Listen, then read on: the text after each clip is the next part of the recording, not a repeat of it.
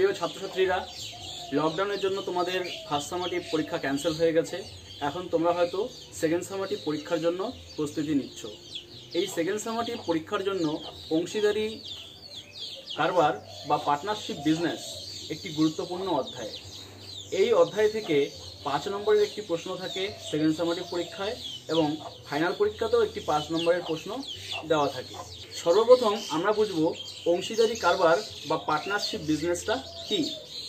তো পার্টনারশিপ কথার মধ্যেই বোঝা যাচ্ছে যে বিজনেসের মধ্যে পার্টনার থাকবে, অর্থাৎ একজন মিলে একটি বিজনেস করলে সেটা অংশীদারি কারবারের মধ্যে পড়ে না।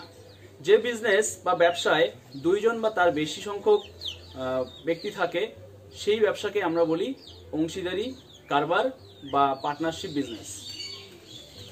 ধরো তুমি আর তোমার বন্ধু মিলে একটি দোকান খুললে বা একটি গাড়ি কিনলে, সেখানে 2 জনই টাকা দিয়ে ওই গাড়িটি কিনেছো।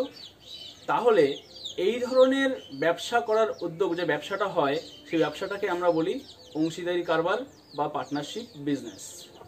এখন এই পার্টনারশিপ বিজনেসের মধ্যে যে লাভটা হয় সেই লাভটাকে কি করে ভাগ করা হয় সেটাই আজকে আমরা বুঝবো। বা সেখান থেকে যদি কোনো ক্ষতি হয়ে যায় তাহলে সেই ক্ষতিটাকে আমাদের ভর্তুকি দিতে হবে। সেই ভর্তুকিটা কিভাবে দেওয়া হবে সেটা আমরা জানবো। তো এটা বোঝার জন্য সর্বপ্রথম আমাদের বুঝতে হবে মূলধন কি। যখন কোনো ব্যবসায় নামা হয় তখন যে টাকা নিয়ে আমরা ব্যবসায় নামি, অর্থাৎ ব্যবসার শুরুতে যে টাকাটি আমরা ব্যবসার জন্য দিয়ে দেই সেটিকে আমরা বলি মূলধন। এই মূলধন দিয়েই ব্যবসা শুরু হবে এবং লাভ হওয়ার পর এই লাভটিকে ভাগ করার সময় কিছু কিছু ক্ষেত্রে মূলধনের অনুপাতে ওই লাভটিকে ভাগ করা হয়, আবার কিছু কিছু ক্ষেত্রে কোনো নির্দিষ্ট চুক্তির দ্বারা এটি ভাগ করা হয়। আবার কখনো কখনো এমন হয় যে পুরো যে লাভটা সে লাভটাকে 2টি আলাদা আলাদা অংশে ভাগ করে নিয়ে সেখানকার একটি অংশকে মূলধনের অনুপাতে আরেকটি অংশকে কাজের অনুপাতে। আবার কখনো কখনো এমনও দেখা যায় যে সেটিকে হয়তো 3 ভাগ করা হলো, একটিকে মূলধনের অনুপাতে, একটিকে কাজের অনুপাতে, আরেকটিকে সমান ভাগে ভাগ করে নেওয়া হলো। তো এই ধরনের সমস্যাগুলি আজকে আমরা সমাধান করতে শিখব। তো শুরু করি। মনে করো তুমি একটি ব্যবসায় 100 টাকা দিলে এবং তোমার বন্ধু সে ব্যবসায় 200 টাকা দিল, দিয়ে ব্যবসা শুরু করলো।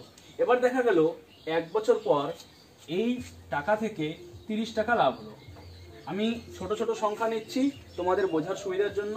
তাহলে এখন দেখো, এটা হচ্ছে তোমাদের লাভ 30 টাকা। এই 30 টাকা লাভ হলো তোমার 100 টাকা আর তোমার বন্ধুর 200 টাকা দিয়ে। এখন এখান থেকে দেখা যাচ্ছে তুমি 100 টাকা দিলে, তোমার বন্ধু 200 টাকা দিল। এবার 30 টাকাকে যদি তোমরা সমান ভাগে ভাগ করো, অর্থাৎ তুমি 15 টাকা নাও, তোমার বন্ধু 15 টাকা নেয়, তো তুমি তো মেনে যাবে, কিন্তু তোমার বন্ধু কি মানবে 15 টাকা নিতে? তোমার বন্ধু বলবে আমার টাকা বেশি, এখানে আমি বেশি টাকা দিয়েছি ব্যবসায়, তাহলে আমি কেন 15 টাকা লাভ নেব, আর তোমার আর আমার ভাগ সমান কেন হবে? অর্থাৎ যে বেশি টাকা দিয়েছে সে তো বেশি টাকা পাওয়ার যোগ্য, তাই না?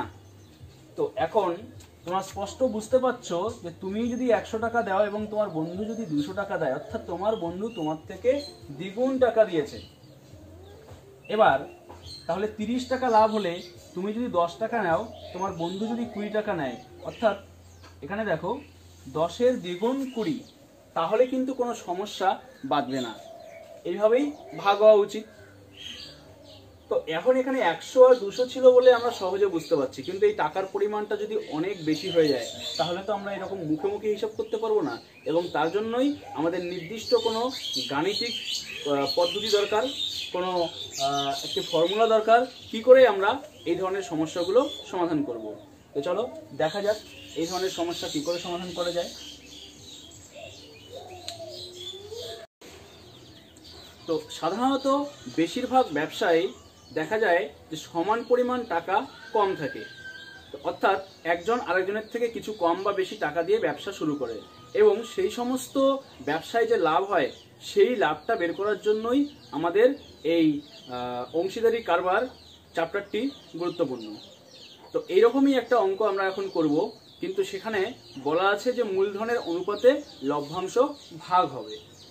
এই সহজ বিষয়টা বোঝার জন্য আমরা কোষে দেখি 14, তোমাদের বইয়ে কোষে দেখি 14 এর 1 নম্বর প্রশ্নটি একটু দেখো তোমরা, যেটি খুব সহজ একটি প্রশ্ন, কি করে সমাধান করতে হয়।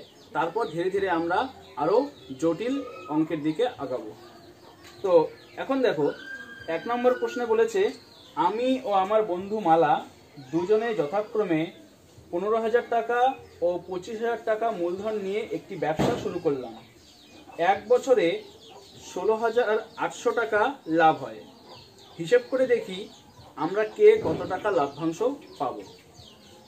তো এখন যেহেতু দুজনের টাকার পরিমাণ আলাদা, তাই এই দুজনের টাকার অনুপাত বের করতে হবে। তো এই ক্ষেত্রে অনুপাত বের করার জন্য কোনো মাস দিয়ে গুণ না করলেও চলবে, কারণ এরা যে টাকা মূলধন হিসেবে ব্যবসায় যোগ দিয়েছিল 2 মাস বা 3 মাস পরেও কারো টাকা কিন্তু কোনো পরিবর্তন হয়নি, বা পুরো বছর শেষ না হওয়া পর্যন্ত কেউ ব্যবসা থেকে টাকা তুলে নেয়নি বা ব্যবসার মধ্যে নতুন করে টাকা যোগ দেয়নি। তাই এখানে তোমরা খুব সহজভাবেই যা মূলধন দিয়েছে তার অনুপাত বের করলেই চলবে। যদি এখানে কেউ কোনো টাকা বছরের মাঝখানে যোগ করত বা সেখান থেকে টাকা উঠিয়ে নিত, তাহলে কিন্তু হিসেবটা একটু আলাদা হতো। সেই ক্ষেত্রে আমরা অন্য যে সমস্যা আছে সেটা দেখে বুঝে নিব। তো এখন এখানে আমাদের যেটা করতে হবে,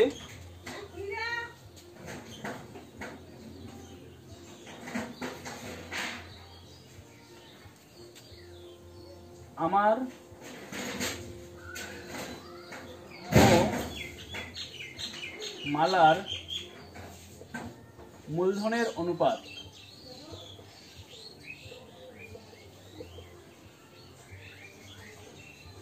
এটা 1 নম্বরের সমাধান। মূলধনের অনুপাত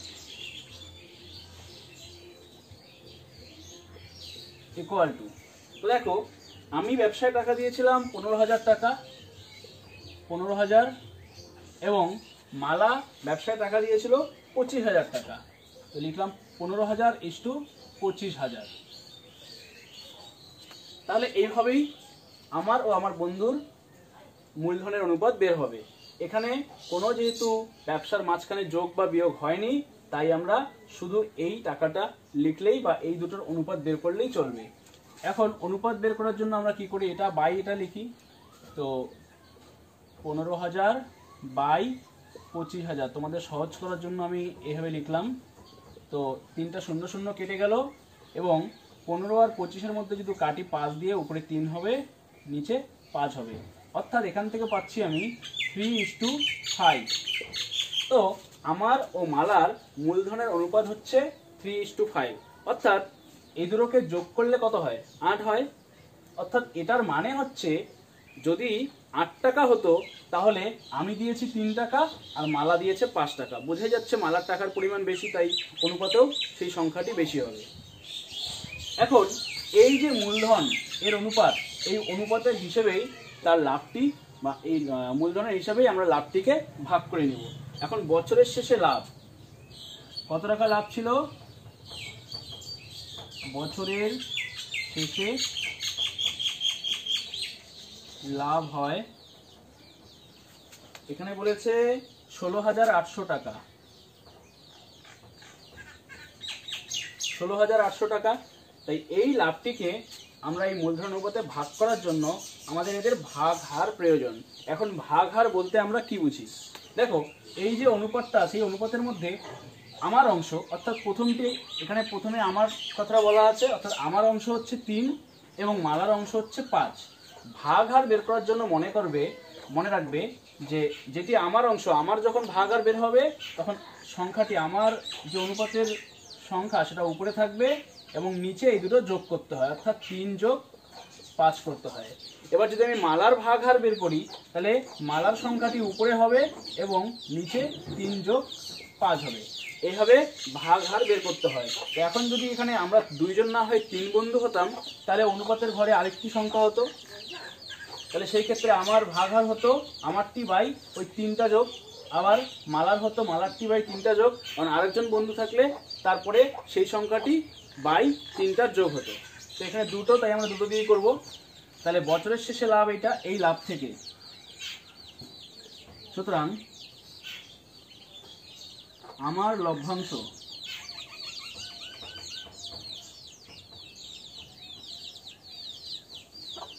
লভ্যাংশ মানে লাভের অংশ, মানে যে লাভ পেলাম তার কত অংশ আমি পাচ্ছি বা কতটুকু আমি পাচ্ছি। তো এখানে 16,800 তার সঙ্গে গুণ করতে হবে আমার ভাগ হার। তো এটা যদি তোমরা না করো, এখান থেকে ডাইরেক্ট করার জন্য আমার অনুপাতের যে সংখ্যাটি আমার জন্য আছে সেটি উপরে হবে এবং নিচে এই দুটো যোগ হবে, অর্থাৎ 3 + 5। এটি হিসাব করলে উপরে আসছে 16,800 × 3 আর নিচে হয়ে যাবে 8। এখন এই 8 দিয়ে এটাকে কাটাকুটি করলে আমরা পাবো 8 × 2 = 16, 8 × 8 আর 2 শূন্য। তাহলে 3 দিয়ে 21কে গুণ 63, পরে 2 শূন্য ছিল, শূন্য বসালাম, অর্থাৎ 6,300 টাকা আমি লাভ থেকে নিতে পারবো। তাহলে বাকি টাকা কার হবে? মালার হবে। এবার বাকি টাকাটা, ওই টাকাটা মালার খাতায় যাবে। তো সেটা বের করার জন্য আমি যদি মোট যা লাভ হয়েছে সেখান থেকে আমারটা বাদ দিয়ে দেই তাহলেও হবে, আবার মালার যে লাভের ভাগ হার বা অনুপাত থেকেও আমি যদি বের করি তাও চলবে, যে কোনো একভাবে করলেও হলো। তো আমি অনুপাত থেকেই করছি। মালার লভ্যাংশ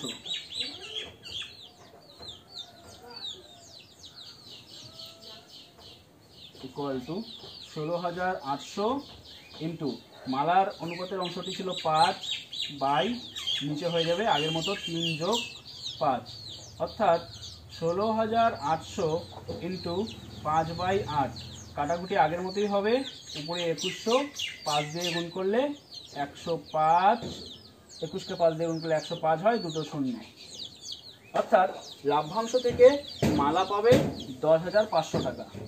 তো এইভাবে এই 1 নম্বর সমস্যাটি শেষ হয়। তোমরা অঙ্কের শেষে অবশ্যই উত্তর লিখে একদম পূর্ণ বাক্যে উত্তর লিখবে।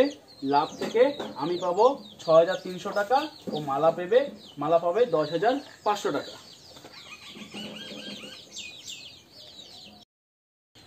তো এখন আমরা দেখব 2 নম্বর প্রশ্নে কি বলেছে। 2 নম্বর প্রশ্নে বলেছে প্রিয়ম, সুপ্রিয়া ও বুলু যথাক্রমে 15,000, 10,000 ও 25,000 টাকা দিয়ে একটি মুদির দোকান খুলল, কিন্তু বছরান্তে 3,000 টাকা লোকসান হলো। এই লোকসান মানে কাকে কত টাকা লোকসানের পরিমাণ হিসেবে দিতে হবে। তো দেখো, 1 নম্বর প্রশ্নে আমরা লাভ দেখেছিলাম, মূলধনের অনুপাতে ভাগ করে দেওয়া হয়েছিল। এই সমস্যাটি একই রকম ভাবে সলভ করবে, খালি লাভের পরিবর্তে তোমরা লোকসান লিখবে, তাহলেই অঙ্কটি হয়ে যাবে, কোনো সমস্যা নেই। এখন 4 নম্বর প্রশ্নে বলেছে 3 বন্ধু, একজন 5,000, একজন 6,000, একজন 7,000 টাকা দিয়ে একটা অংশীদারি ব্যবসা শুরু করার 1 বছর পর দেখলেন 1,800 টাকা লোকসান হলো।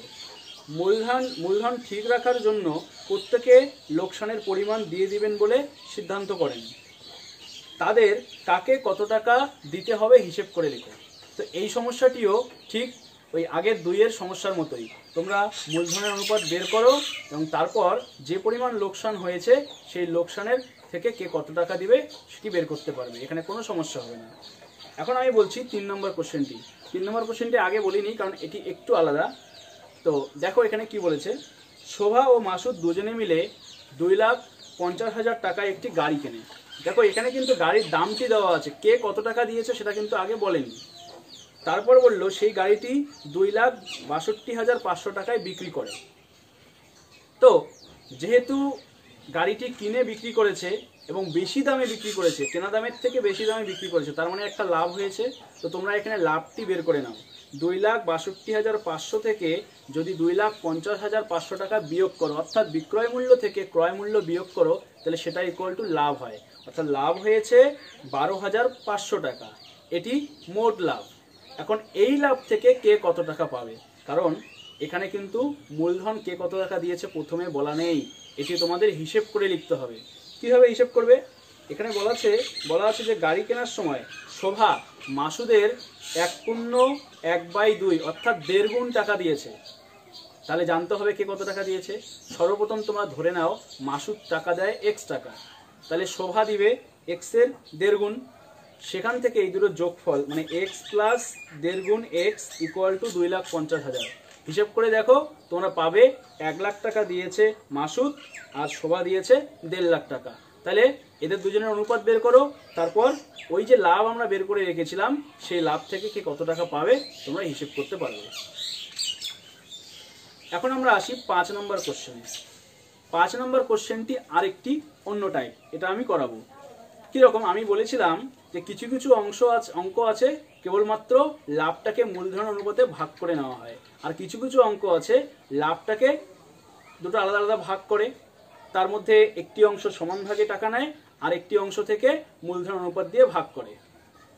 তো এখানে তিনজনে যে টাকা দিয়েছে সেই টাকার লাভটি 1 বছর পর হিসেব করা হয়েছে। তো এখানেও ঠিক আগের মতোই বছরের মাঝখানে কেউ কিন্তু টাকা উঠিয়ে নেয়নি, বা বছরের মাঝখানে কেউ কিন্তু আবার এক্সট্রা করে টাকা ব্যবসার মধ্যে যুক্ত করেনি। তাই তারা শুরুতে যে টাকা দিয়েছে সেই টাকার অনুপাত বের করলেই চলবে। তো কোশ্চেন নাম্বার 5, দীপু, রাবেয়া ও মেঘার মূলধনের অনুপাত।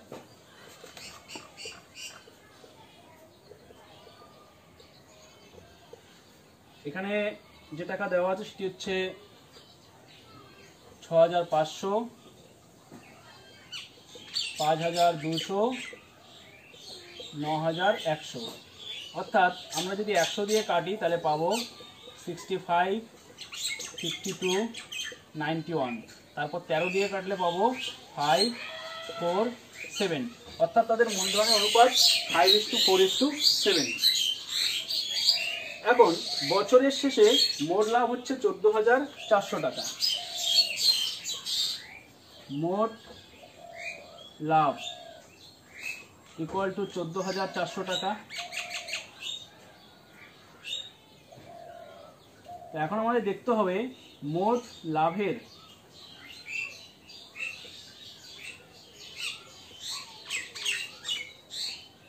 দুই বাই 3 অংশ,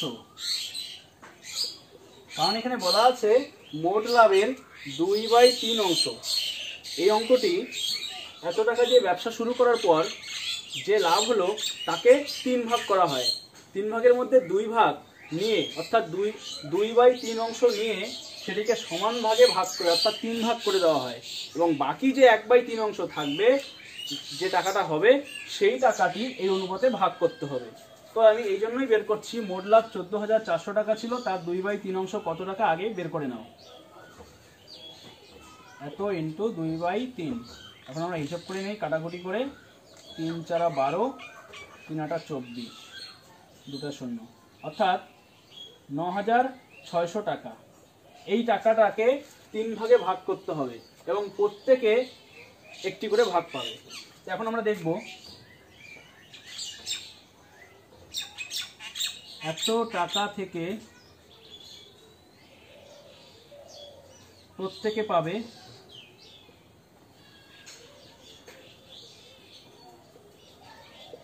কত পাবে, 3 দিয়ে ভাগ হবে, অর্থাৎ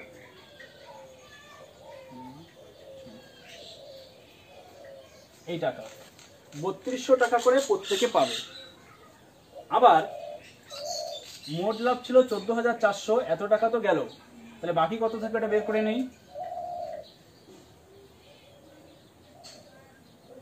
অবশিষ্ট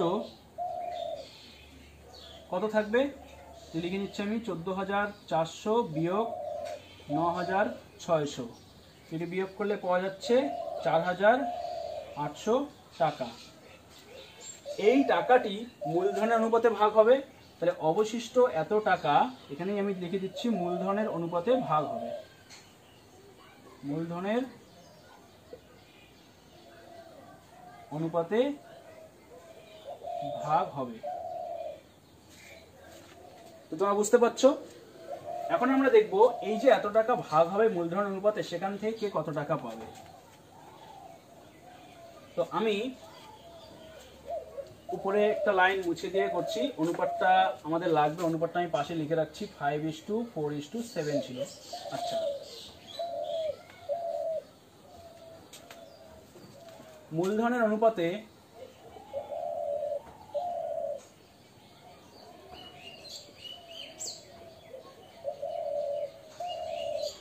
দীপু পাবে। দীপু কতটুকু পাবে? 4800 টাকার থেকে 4800 টাকা ইন্টু দীপুর অনুপাতের অংশ ছিল 5, অর্থাৎ 5 বাই এই তিনটা যোগ করলে পাচ্ছি আমরা 16, নিচে 16 হবে। এখন কাটাকুটি করো, উপরে হচ্ছে 300 ইন্টু 5 মানে 1500 টাকা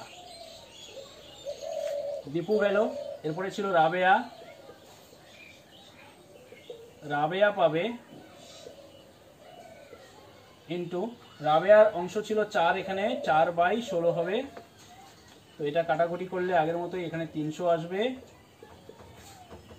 1200 টাকা।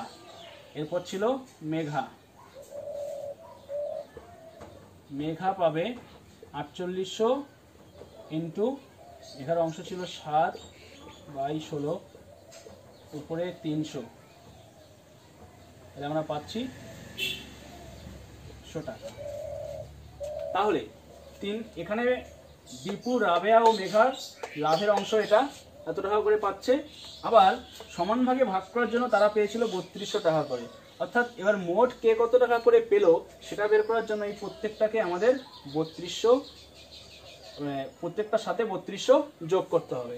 তো এখন আমি এটা মুছে দিচ্ছি, তোমাদের হয়তো তোলা হয়ে গেছে। সুতরাং মোট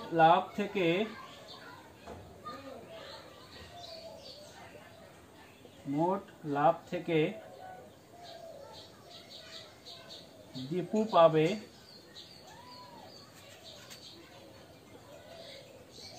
1500 যোগ 3200 ইকুয়াল টু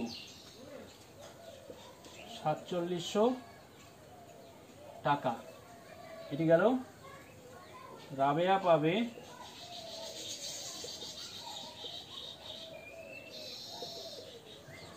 এখানে হচ্ছে 1200 টাকা ছিল আর আগে ছিল 3200 টাকা, অর্থাৎ এই দুটো যোগ করলে পাবো আমরা 4400 টাকা। আর সব শেষে মেঘা পাবে, মেঘা এখান থেকে পেল 2100 টাকা আর আগে পেয়েছে 3200 টাকা, যোগ করলে হচ্ছে 5300 টাকা। তো আশা করি তোমরা বুঝতে পেরেছো। এরপরে তোমরা উত্তর লিখে দিবে, একটি পূর্ণ বাক্যে লিখবে দীপু পাবে এত টাকা, রাবেয়া পাবে এত টাকা, মেঘা পাবে এত টাকা। তো ছাত্রছাত্রীরা এই প্রশ্নটির মতো 6 নম্বর, 7 নম্বর এবং 8 নম্বর প্রশ্ন তোমরা একইভাবে সলভ করতে পারবে, কোনো সমস্যা হবে না। এখন আমি আসি পরবর্তী আরেকটি টাইপের সমস্যা নিয়ে। তো আমি এখন তোমাদের বইয়ের 10 নম্বর প্রশ্নটি সলভ করাবো। এই টাইপের সমস্যাগুলি শুধুমাত্র 10 না, 10, 9, 11 এগুলো একই টাইপের সমস্যা। তো এই সমস্যাগুলি খুবই ইম্পর্টেন্ট। এই ধরনের সমস্যাগুলি দেখা যায় যে ব্যবসা শুরু করলো, মনে করো তুমি আর তোমার বন্ধু মিলে একটি ব্যবসা শুরু করলে, তুমি 100 টাকা দিলে, তোমার বন্ধু 200 টাকা দিল। কিন্তু ব্যবসা শুরু করার 2 মাস পর তোমার বন্ধুর খুব টাকার প্রয়োজন হলো, ও এসে বলল যে আমার টাকা লাগবে, আমাকে ওখান থেকে 100 টাকা দিয়ে দে। তো এই যে 2 মাস পর ওখান থেকে টাকা তুলে নিল, তাহলে শুরুতে 200 টাকা দিয়েছিল ঠিকই, কিন্তু 2 মাস পর তো টাকা তুলে নিয়েছে, তখন তো ওই ব্যবসার মধ্যে কম টাকা খাটছে। তো এই ধরনের সমস্যাগুলো যদি হয়, বা দেখা গেল যে 1 মাস পরে তুমি আবার 100 টাকা প্রথমে দিয়েছিলে, পরে আবার 100 টাকা দিলে, তাহলে তোমার টাকা বেড়ে গেল ব্যবসার মধ্যে। তাহলে এই ধরনের হিসেব থাকলে আমরা কিভাবে করি? তো এখানে অনুপাত বের করতে গেলে আমাকে একটু স্টেপ বাই স্টেপ করতে হবে। দেখো 10 নম্বর প্রশ্নে বলেছে নিয়ামত চাচা ও করবি দিদি যথাক্রমে 30,000 টাকা ও 50,000 টাকা মূলধন দিয়ে যৌথভাবে একটি ব্যবসা শুরু করলেন। 6 মাস পরে নিয়ামত চাচা আরো 40,000 টাকা লগ্নি করলেন, অর্থাৎ যোগ দিলেন টাকা ওখানে। তাহলে 6 মাস পরে নিয়ামত চাচার কিন্তু মূলধন বেড়ে গেল, কিন্তু করবি দিদি ব্যক্তিগত প্রয়োজনে 10,000 টাকা তুলে নিলেন।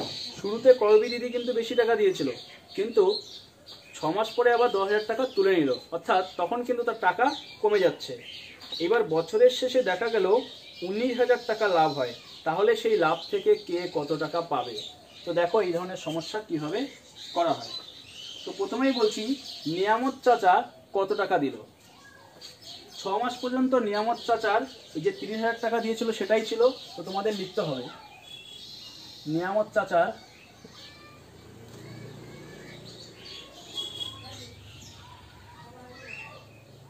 নিয়ামত চাচার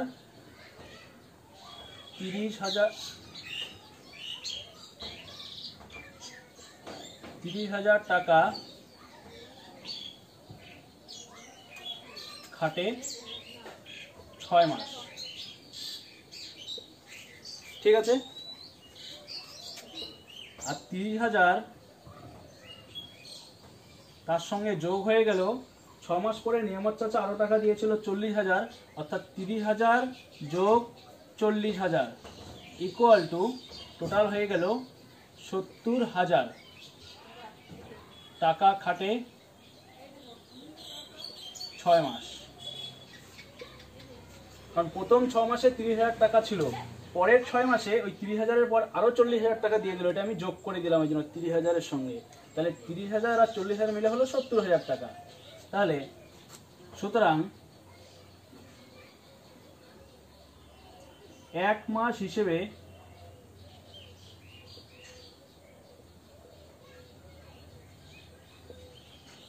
নিয়ামত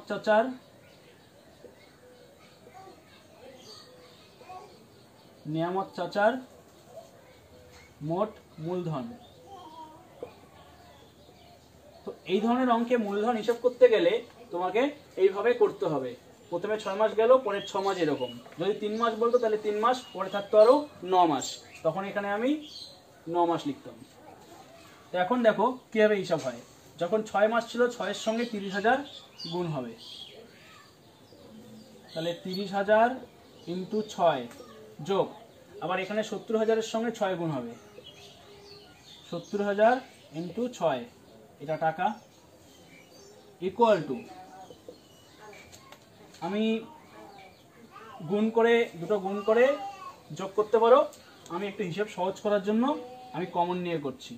6 কমন নিলাম, 30,000 আর 70,000 মিলে হয়ে গেল 1 লাখ।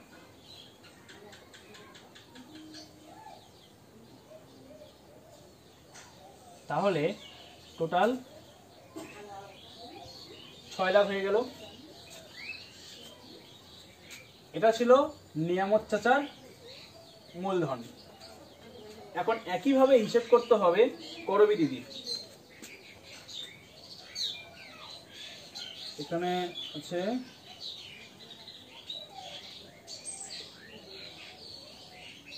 করবী দিদির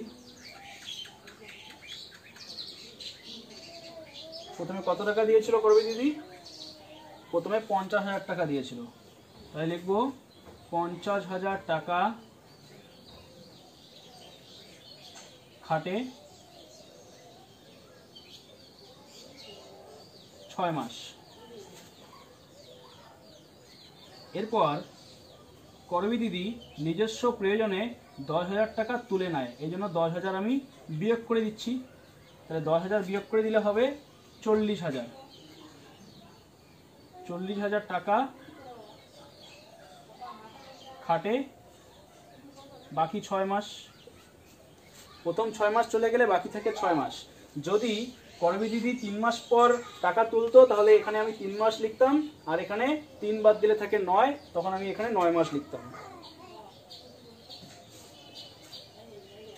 সুতরাং এখন আমাকে হিসেব করতে লাগবে আগের মতো। 1 মাস হিসেবে নিয়ামত চাচারটা যেমন হিসাব করেছি, এবার 1 মাস হিসেবে করবী দিদির মোট মূলধন। তাহলে 1 মাস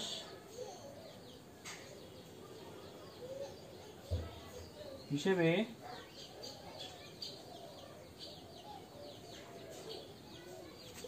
করবী দিদির মোট মূলধন ইকুয়াল টু, তো প্রথমে ছিল 50,000 ইন্টু 6 হবে প্লাস, পরে হলো 40,000, 40,000 ইন্টু 6 টাকা। তো আমি উপর থেকে দুটো লাইন মুছে দিয়ে করছি।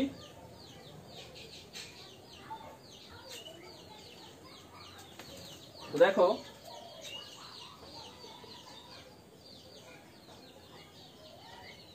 এটা ইকুয়াল টু যেটা হলো সেই ইকুয়াল টু আমরা আগের মতো হিসেব সহজ করার জন্য আমি 6 কমন নিয়ে নিলাম।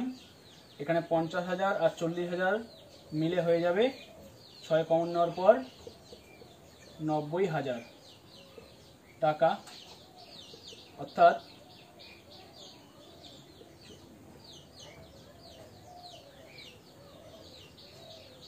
5,40,000 টাকা। অর্থাৎ বছরের শেষে নিয়ামত চাচার মোট মূলধন 6 লক্ষ টাকা ও করবী দিদির 5,40,000 টাকা, যদি আমি সেটাকে 1 মাস হিসেব ধরি। সুতরাং নিয়ামত চাচা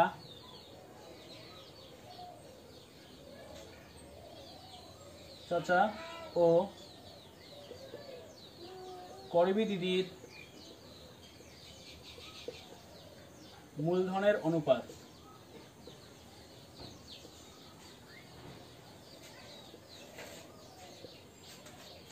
ইকুয়াল টু এটা ইস টু 5,4 4টা শূন্য কাটাকুটি করলে, অর্থাৎ 4টা জিরো যদি আমরা তুলে দেই তাহলে এখানে পাবো 60, এখানে পাবো 54। আমি নিচের অংশটি পুরোটাই মুছে দিচ্ছি। এখন দেখো, এখন যদি আমরা এটাকে 6 দিয়ে কাটি তাহলে পাচ্ছি 10:9, অর্থাৎ নিয়ামত চাচা ও করবী দিদির মূলধনের অনুপাত 10:9।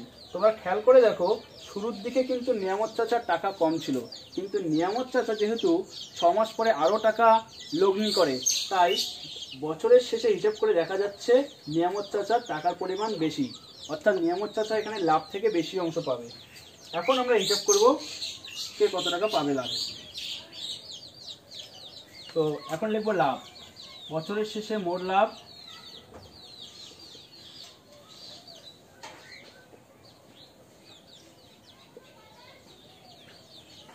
লাভ ইকুয়াল টু 19,000 টাকা।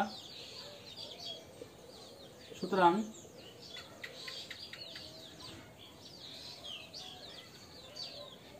নিয়ামত চাচা পাবে,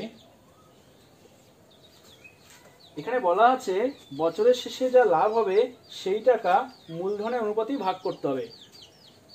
এখানে কোথাও কিন্তু আলাদাভাবে বলেও দেওয়া নেই যে অন্য কোনো শর্ত আছে কিনা। যেহেতু কোনো শর্ত দেওয়া নেই তাহলে তোমাকে ধরে নিতে হবে যে টাকাটি মূলধনের অনুপাতেই ভাগ হবে। যদি অন্য কোনো শর্ত থাকে তাহলে বলে দেওয়া থাকবে। তো 19,000 টাকা ইন্টু অনুপাতে নিয়ামত চাচার অংশটি হচ্ছে 10 আর নিচে যোগ হয়ে হবে 19, অর্থাৎ 19 দিয়ে কাটলে এখানে আসবে 1000, 10 ইন্টু 1000 10,000 টাকা। করবী দিদি পাবে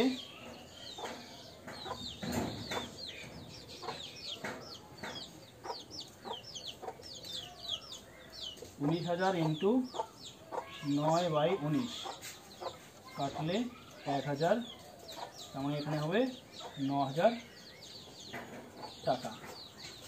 তো এখন তোমরা উত্তর লিখে দিবে, পূর্ণ বাক্যে একটি উত্তরে লিখে দিবে নিয়ামত চাচা পাবে এত টাকা ও করবী দিদি পাবে 9,000 টাকা।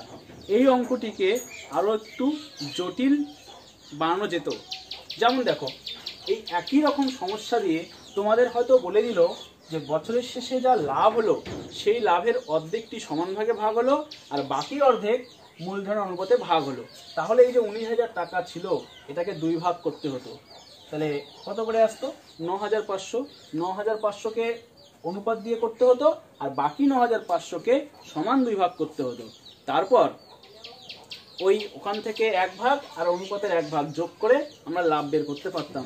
ঠিক আমরা আগের অঙ্কটিতে যেভাবে দেখলাম। তো এরকম সমস্যাও থাকতে পারে, এরপরে তোমরা দেখবে এরকম সমস্যা আছে। তো আশা করি এই চ্যাপ্টারটির অঙ্কগুলি কিভাবে সমাধান করতে হবে তোমরা বুঝতে পেরেছো। তোমরা এইভাবে সমস্যাগুলি সমাধান করো, কোনো অসুবিধা হবে না। যদি কোনো অসুবিধা হয় তাহলে কমেন্টে অবশ্যই জানাবে। আজকের জন্য এই পর্যন্তই, পরবর্তী ভিডিওতে দেখা হবে।